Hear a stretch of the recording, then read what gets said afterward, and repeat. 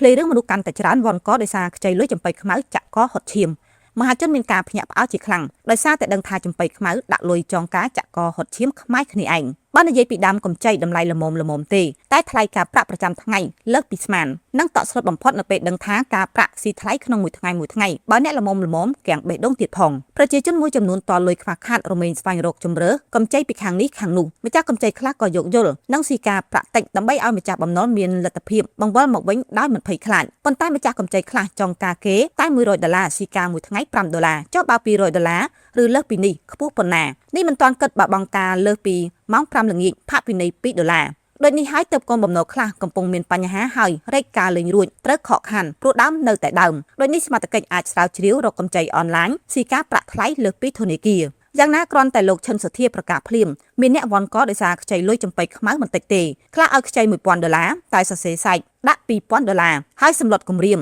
និងជេរប្រមាថគ្រប់យ៉ាងរត់កពលរដ្ឋក្រីក្រយកទៅចាយសបាយហឺហាអួតគេពេញ Facebook យោងតាមលោកឈិនសុធាបានបញ្ជាក់ថាតើតែផុសពីកម្ចីអនឡាញទើបដឹងថាពលរដ្ឋយើងរងគ្រោះជាមួយនឹងកម្ចីទាំងនេះច្រើនណាស់គ្នាទីទាល់ខ្លាំងទើបគ្នាខ្ចីតែក្រោយពីខ្ចីគឺគេរៀបចំធ្វើស៊ីនិងមានការជេរប្រមាថខ្លាំងណាស់គួរមានវិធានការពិតណាស់គ្មានអ្នកណាទៅបង្ខំឲ្យទៅយកបំណុលប៉ុន្តែម្ចាស់បំណុលគួរតែបន្ថយកម្លាំងបឺតជញ្ជក់ការប្រាក់នោះទៅដឹងហើយថារកស៊ីចងការនឹងលុយនេះប៉ះហើយរឿងរ៉ាវហើយជេរប្រតិចគ្នាពេញបណ្ដាញសង្គមក៏ឃើញ